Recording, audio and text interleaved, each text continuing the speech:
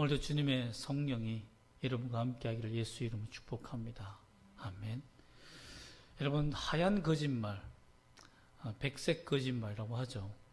어떤 사람은 선한 거짓말이라고 하는데, 제가 TV 방송에서 전 세계를 중심으로 해서 하얀 거짓말 하는 것을 처음 봤습니다. 그리고 그 거짓말에 사람들이 박수 갈채를 보내었습니다. 그게 뭐냐면 산타가 백신을 맞았다는 겁니다.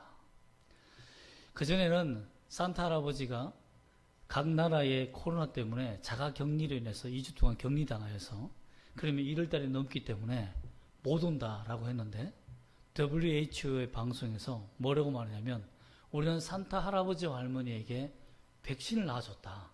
그래서 그 산타 할아버지가 백신을 맞고 각 나라마다 굴뚝으로 다 들어올 수 있다. 열심히 운동하고 다이어트해서 어떤 굴뚝도 들어갈 수 있다라고 방송하는 걸 보고 너무나 웃었습니다. 그 아이들이 정말 산타 할아버지는 백신을 맞았대 하면 이제 선물 받을 수 있어 라고 기뻐하는 모습을 보고, 야, 참 아이들이 얼마나 고통스러운가, 얼마나 선물을 기대하고 있는가를 생각해 보았습니다. 하나님이 우리에게 보내시는 선물은 과연 뭘까요? 하나님이 이 땅에서 보내신 선물은 어떤 선물일까요?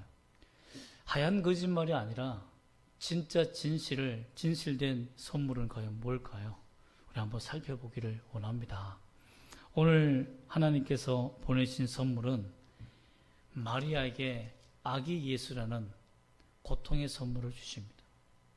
하나님께서 마리아에게 아기 예수를 보내신 선물, 이것은 정말 축복의 선물로 인간이 생각할 수 없는 지경이었죠. 왜 그렇습니까? 나라를 잃어버렸죠. 그리고 다윗의 자손으로서 요셉은 그 정체성을 잃어버렸죠. 수많은 제사장들이 타락하며 대제사장들, 즉 대제사장이 한 명 있어야 되는데 여러 대제사장들로 인한 종교적 타락이 있었죠. 즉 오늘날로 말하면 교회가 부패하고 타락한 시대, 나라가 빼앗긴 시대, 백성들이 희망이 없는 그 시대에 하나님이 만약에 절망적인 백성들에게, 그런 믿음으로 사는 자들에게 선물을 주신다면 어떤 선물을 줘야 되겠습니까? 선물은 상대방이 받는 사람의 형편과 처지를 생각해서 줘야 되는 거 아닙니까? 그럼 마리아에게 받고 싶은 선물이 뭐예요? 이제 약혼하고 이제 결혼해야 될 입장에 있는 사람에게 하나님이 어떤 선물을 주셔야 되겠어요? 생판 모르는 아기를 선물로 주는 겁니까? 얼마나 힘들었겠어요, 여러분. 나라를 잃어버린 것도 어려운데 마리아는 하나님이 주시는 선물 때문에 어떤 고통에 빠지게 됩니까? 목숨을 잃어버리는 고통, 잃어버릴 만한 고통을 당하게 됩니다. 마리아는 레위 지파예요. 요셉은 다윗의 자손입니다. 유다 지파입니다. 그렇기 때문에 그들이 서로 간에 그 당시에는 레위인들과 유대인들이 결혼하는 게 많았어요. 또 레위인들이 많이 섞여있기 때문에 어떤 사람이 레위인이고 유대인인지 모를 만큼 어려운 지경이 있었지만, 그래도 다른 타락한 지파들과 결혼하지 않으려고 순수한 믿음으로 레위인들끼리, 유대인들끼리 결혼한 거예요. 그런데 그러한 믿음의 사람들에게 이런 고통을 준다? 레위 지파가 어떤 지파입니까? 제사장 지파 아닙니까? 거룩한 지파가 아닙니까? 그 명예를 더럽히고 어떻게 살 수 있겠습니까? 신혼 이제 시작하는, 첫 결혼을 시작하는 두 청년에게 정말 하나님께서 놀라운 선물을 줘야 되지 않겠습니까? 가브리엘 보내서, 야, 너희 결혼 축하한다, 내 자녀들을 순풍순풍 낳게 해줄게, 아니면 뭐 믿음의 축복으로 너희 가정이 잘 되게 해줄게, 이런 복이 아니라 천사를 보내어서, 야, 너 성령을 잉태해서 아기를 가지게 되어서, 아기를 못 가지는 부부에게는 굉장히 좋은 일입니다. 그러나 결혼을 하지 않은 이제 시작하는 신혼 이제 결혼하는 그런 처녀와 총각에게, 정혼한 사람들에게 갑자기 이런 것을 준다면 이것은 큰 고통이죠. 어떤 사람에게는요, 하나님이 보내신 선물이 큰 고통으로 다가오는 경우가 있습니다. 참 이것이 어떻게 받아들일 수 있을까요? 마리아와 요셉은 어떻게 해서 이 고통스러운 선물을 받게 되었을까요? 또한 19절에 보면 남편은 어떤 모습이었습니까? 남편도 이 문제를 받아들일 수 없었어요. 그의 남편 요셉은 의로운 사람이라 그를 드러내지 아니하고 가만히 끊고 자요. 그리고 보면요, 마리아는 진짜 복된 여자였어요. 어떻게 보면 뭐랄까 가장 인격적이고 성격이 참 온전한 사람을 만난 거예요.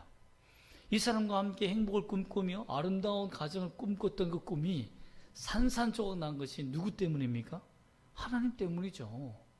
하나님이 정말 아름답게 가정을 이끌려고 하는데 그 가정에 이런 비참한 선물을 줌으로 말미암아서 가정의 송두리째 깨지는 정말 성탄의 선물을 받게 되는 거죠. 여러분, 우리는 그런 생각을 할 수 있어요. 내가 주님을 잘 믿고 거룩하게 살았는데 왜 하나님께서 내 인생에 이런 고통의 선물을 주실까? 고통을 주실까? 아픔을 주실까? 우리는 이 고통을 어떻게 해석해야 될까요? 또 이러한 하나님이 보내신 선물을 받은 마리아와 요셉은 어떻게 이 선물을 받아들일 수 있었을까요? 하나님께서 어떻게 그들에게 은혜를 주시고 역사하셨는지를 우리가 살펴보며 여러분도 그 은혜를 받기를 소망합니다. 아멘. 마리아와 요셉이 하나님께서 보내신 선물은 성령으로 잉태된 예수님이었지만 인간이 감당하기에는 실로 불가능한 선물이었습니다. 어떤 인간이 감당할 수 있는 수준이겠습니까? 전혀 감당할 수 없습니다. 그런데 하나님께서 감당할 수 있도록 힘과 은혜를 주셨다는 거예요. 성경에 있는 말씀대로 우리에게는 감당할 수 없는 시험을 주지 않는다고 하셨는데 그것은 감당할 수 없는 시험만 골라서 주는 것이 아니라 감당할 수 없는 고통과 아픔이 왔을 때 그 고통을 감당케 하시는 하나님을 만나게 한다는 것이 성경의 진실입니다. 그 증거가 오늘 드러납니다. 첫 번째로 보면 20절 말씀을 다시 한번 읽어볼까요? 시작. 이 일을 생각할 때에 주의 사자가 현몽하여 이르되 다윗의 자손 요셉아 내 아내 마리아 데려오기를 무서워하지 말라. 그에게 잉태된 자는 성령으로 된 것이라. 요셉이 이제 마리아와 헤어져야 되겠다. 우리가 내 믿음으로서는 이것을 감당할 수 없다. 내 믿음으로서는 하나님께서 내게 주셨다고 하지만 도저히 받아들일 수 없어. 마리아의 말을 어떻게 믿을 수 있어? 내 지식과 이성과 상식으로서는 도저히 받아들일 수 없다라고 했을 때, 그게 생각 중에 있을 때 하나님이 꿈을 꾸게 만든. 그리고 꿈속에 천사를 보내어서 이렇게 말합니다. 다윗의 자손아. 여러분, 여기에 큰 키워드가 있습니다. 중요한 열쇠가 있는데요. 왜 요셉아 라고 하지 않고 왜 주의 사자가 와서 다윗의 자손 요셉아라고 했을까요? 앞으로 그에게 태어날 자손이 다윗의 후손이 된다는 것을 미리 알려주는 겁니다. 다윗의 자손 요셉아, 이 말은 성경을 잘 알고 있었던, 메시아를 고대하고 있었던 유대인들에게는 다윗의 자손 뒤에 태어날 메시아를 항상 고대하고 있었기 때문에 메시아 사상을 가지고 믿고 있었던 유대인들은 다윗의 자손라고 했을 땐 메시아를 의미했습니다. 그런데 다윗의 자손 요셉아, 이 말은 뭡니까? 자신이 뭔가 중요한 임무를 맡은 존재라는 것을 나타내는 거예요. 그런데 그 다음 구절에 보면 내 아내 마리아 데려오기를 무서워하지 말라. 뭐라고 말합니까? 너의 아내. 누가 인정했다는 겁니까? 그 아내로 마리아를 하나님이 인정했다는 거예요. 요셉에게 주신 아내 마리아는 하나님이 인정했고 그를 데려오기를 무서워하지 말라. 이 말은 뭡니까? 내가 처음부터 마리아를 너에게 주고자 예정했다는 거예요. 선택했다는 거예요. 여러분, 참 그러고 보면 우리가 참 얼마나 다행입니까? 결혼하신 분들을 보면 정말 이게 찌질한 내 남편과 또 정말 아름다운 여자, 내가 감당하지 못한 여자도 다 하나님이 주셨구나 라는 것을 안다면 얼마나 다행인지 모릅니다. 우리가 그런 마음을 가져야 돼요.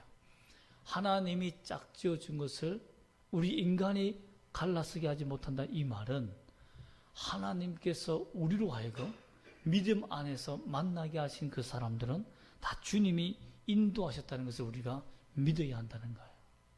치고받고 싸울 때도 여러분, 하나님의 작품에 흠집이 나지 않도록, 우리가 마음에 큰 흠집이 나지 않도록 우리가 조심해서 하는 것이 은혜가 아닐까요? 데려오기를 무서워하지 말라. 그만큼 요셉도 무서웠다는 거예요.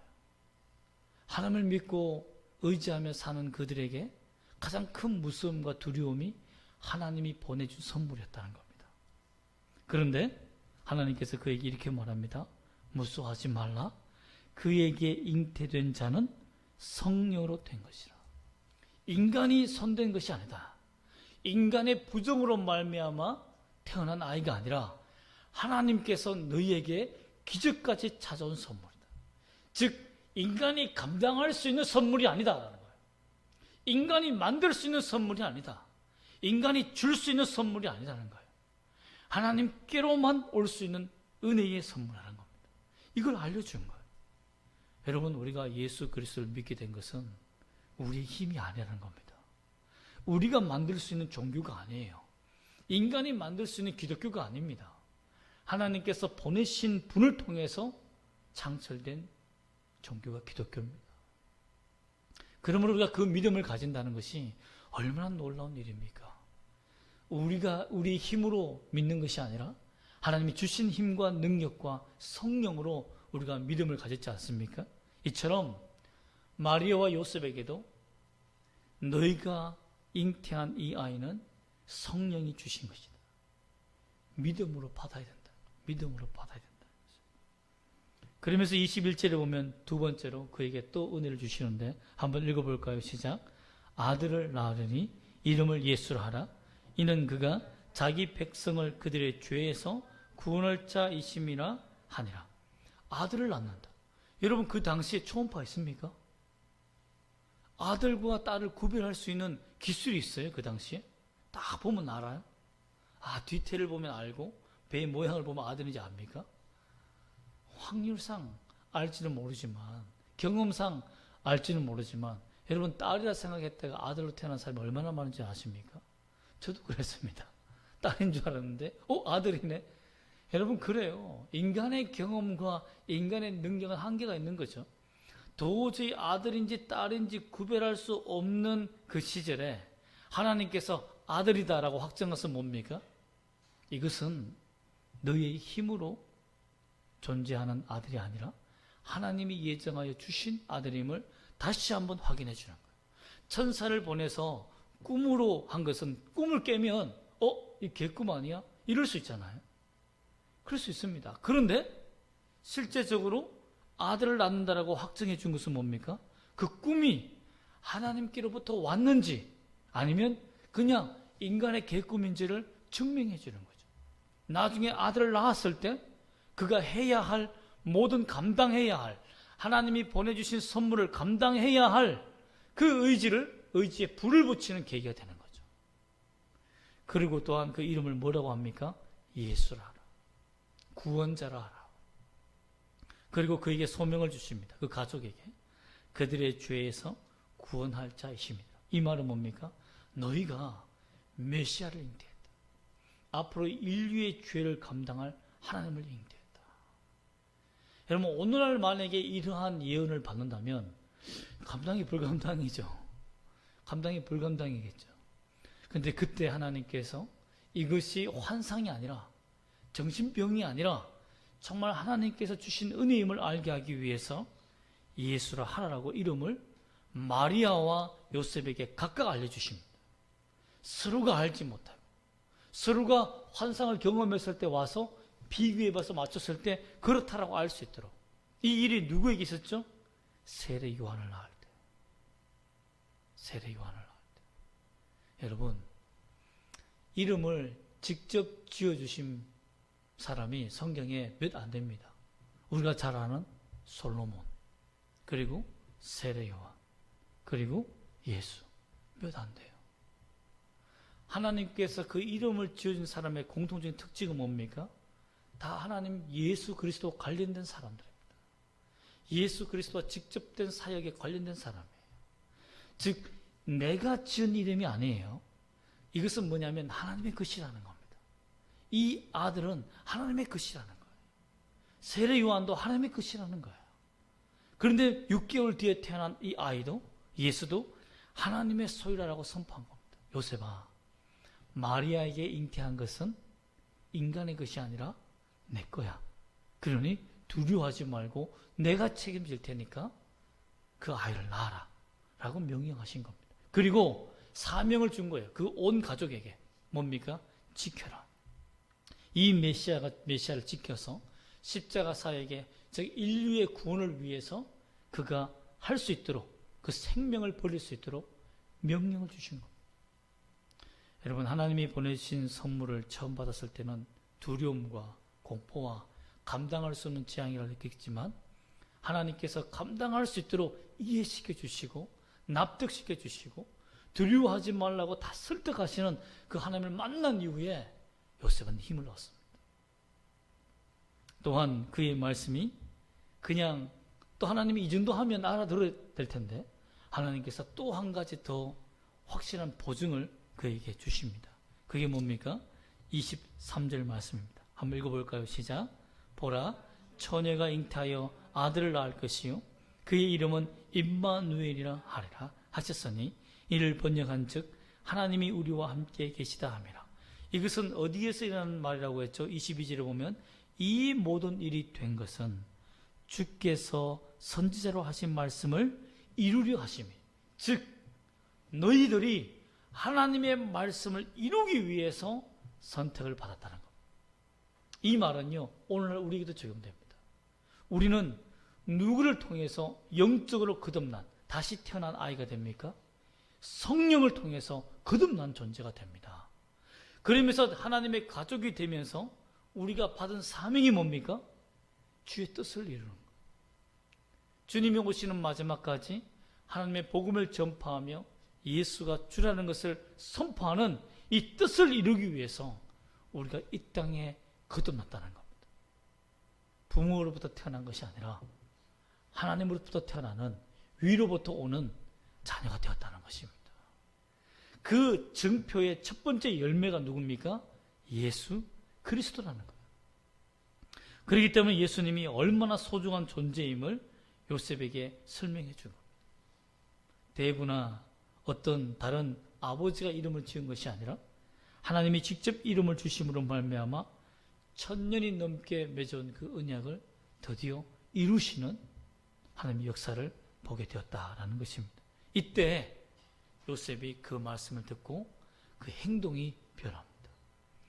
두려워했고 떨려했고 그의 인격으로 자기 마리아를 몰래 그 관계를 끊어버리고 헤어지려고 했던 그 모든 의로운 요셉이 두려워했던 소심한 요셉이 어떻게 바뀝니까?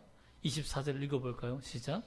요셉이 잠에서 깨어 일어나 주의 사자의 분부대로 행하여 그의 아내를 데려왔으나. 여러분, 참 잠이, 어떤 사람은 잠에서 깨어나기 일어나기 힘들잖아요. 그리고 바로 뭐 하기 힘들잖아요. 그런데 요셉은 이 꿈 속에서 전율을 경험했던 것 같아요.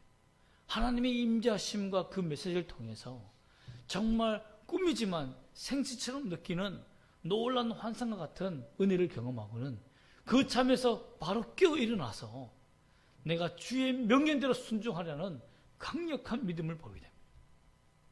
이것이 하나님의 위로를, 은혜를 받은 사람들의 증거입니다. 현상들입니다. 우리가 하나님을 만나게 되면 우리의 심장이 뜨거워지고 우리의 가슴이 새로워지며 우리의 의지가 달라지는 것이 뭡니까? 하나님을 만난 사람들의 증거라는 거예요.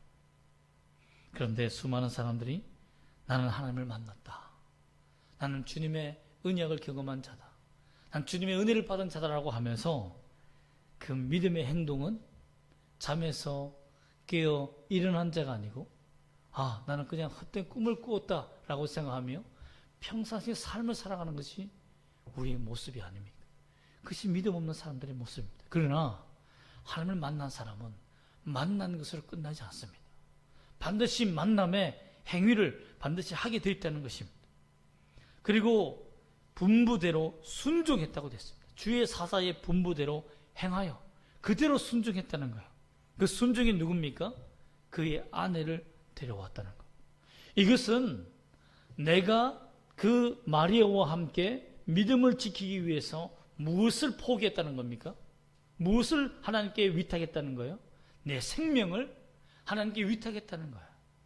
만약에 이 일로 말미암아서 우리가 돌에 맞아 죽는 일이 있는다 한다 할지라도 주께서 주신 사명과 생명이며 구원의 뜻이기 때문에 내가 이 일을 위해서 목숨을 걸겠다라는 마음이 생겼다는 겁니다. 여러분, 주를 만난 자들이 다 이런 마음을 가져야 됩니다. 주님의 은혜를 경험한 사람들은 내 생명을 위탁하는 자 아닙니까? 그것이 영접이라고 했잖아요. 요셉이 그랬어요. 자기 모든 것을 책임지고 내 인생의 믿음 때문에 순교자적인 삶을 사는 길을 선택했다는 겁니다. 그 결과 하나님이 주신 복이 있습니다. 그게 뭡니까? 25절 말씀 읽어볼까요? 시작. 아들을 낳기까지 동침하지 아니하더니 나음에 이름을 예수라 하니라. 참 요셉의 믿음의 행위가 하나 더 나오는데요. 동침하지 않고 그 소중한 하나님의 열매를 자신의 인간의 정욕의 죄악으로 물들이지 아니하고 온전히 성령으로 잉태하여 태어날 때까지 기다리고 인내했다는 겁니다. 즉 하나님의 뜻이 이루어질 때까지 참고 기다렸다는 거예요. 그리고 나음에 이름을 뭐라 하라? 예수라 불렀다는 겁니다. 이것은 뭡니까? 하나님을 가장 먼저 만나서 경배했다는 거예요. 예수 구원자를 가장 먼저 만나 경배하는 예배자가 되었다는 것입니다. 자기 생명을 걸고 믿음을 다하여 순종한 결과가 뭡니까? 주님을 가장 먼저 만났다는 거예요. 여러분, 그렇습니다. 우리가 주님을 먼저 만나고 주님을 품고 주님을 생각하고 주님이 행하신 그 뜻대로 살기 위해 믿음으로 살면, 순종하면 가장 먼저 우리에게 찾아오는 것이 뭡니까? 환난이 아닙니다. 재앙이 아닙니다. 예수님이 먼저 찾아오십니다. 마리아와 요셉은 앞으로 당할 재앙이 싼더미 같았어요. 정말 앞으로 밀려올 재앙들이 쓰나미와 같았습니다. 그 쓰나미와 같은 재앙을 어떻게 당할 수 있겠습니까? 그런데 그 재앙 전에 믿음으로 순종했더니 누가 찾아옵니까? 주님이 그 재앙 앞에 먼저 서 계십니다. 내가 다 책임지겠다. 여러분, 그렇습니다. 하나님이 보내신 선물은 마리아와 요셉에는 고통이었습니다. 그러나 자신들에게는 가장 축복이 되었고 감당할 수 없는 고통이었지만 감당할 수 없는 구원의 기쁨이 그들에게 찾아왔습니다. 무엇의 대가죠? 생명을 주님께 위탁한 대가입니다. 우리가 예수 그리스도 앞에 내 생명을 위탁하고 맡기며 믿음으로 주님을 따라간다면 하나님이 당신의 여러분의 인생을, 우리 인생을 책임져 줄 줄 믿습니다. 그 믿음이 있어야 한다는 겁니다. 그러므로 감당할 수 없는 고통 속에서 믿음으로 순종한다는 것은 감당할 수 없는 하나님의 축복으로 인도하는 열쇠가 된다는 것을, 문이 된다는 것을 믿어야 합니다. 여러분, 코로나 질병이 찾아왔을 때 지금 많은 사람들이 고통 중에 있습니다. 그러나 이 고통 속에서 발달한 하나의 기술이 있습니다. 그게 뭡니까? 의학적인 기술이에요. 첨단 과학입니다. 백신이라는 것을 만들기 위해서 수많은 질병들의 RNA를 분석해내고 이 1년 6개월이 걸렸어요. 처음에는 2년이 걸렸어요. 백신 만든 기술이. 1년 6개월이 걸렸어요. 그리고 1년이 걸린다고 했어요. 아니었습니다. 지금은 8개월 만에 이 기적을 이루어냅니다. 엄청난 과학이 발전해요. 고통이라는 질병이 우리에게 찾아왔지만 이것이 경제적 성장과 부를 가져다 줄 엄청난 의학적인 발전으로 이루어졌다는 겁니다. 하물며 세상도 그런데요. 이 죄악된 세상에 하나님이 보내신 선물, 예수뿐만 아니라 예수님 때문에 당하는 우리의 고통들, 이 많은 고통들을 우리가 믿음으로 순종하고 인내하고 나간다면 하나님의 첨단 과학인 성령의 동행하심이 우리와 영원히 함께할 줄 믿습니다.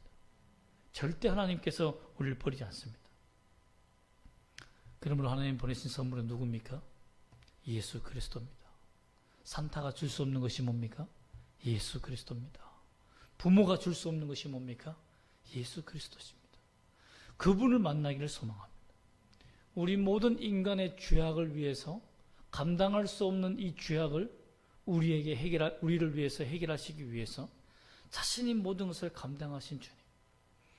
최악의 선물이었던 우리 죄, 사탄이 우리에게 준 선물은 뭡니까? 죄죠. 지옥이죠. 그 모든 것들을 주님이 다 감당하시고 최고의 선물로 바꿔주신 분이 누굽니까? 예수 그리스도십니다. 그분께 우리가 믿음으로 나가고 순종하는 것이 마땅한 믿음의 자세라고 생각합니다. 여러분, 전 세계적으로 재앙이 일어나면요, 사람을 선택합니다. 인간이 감당할 수 없는 재앙이 오잖아요. 그러면 세계적으로 의사들, 박사들, 건축가들을 뽑아서 그들에게만 메시지가 갑니다. 비싼 코드가 가요. 당신은 어디로 피하세요라고 코드가 갑니다. 그 중에 선택받지 못한 백성들은 다 어디 됩니까? 그냥 그 재앙에 죽는 거예요. 만약에 전 지구상에 운석이 떨어진다, 아니면 화산 폭발 큰 재앙이 난다 이러면 국가가, 세계가 선택한 사람이 정해져 있습니다. 그런데요, 우리 예수님은 버려져야 할 사람, 죄악으로 말미암아 지옥에 갈 존재들을 선택하셨어요. 우리 같은 존재들을 선택하셨어요.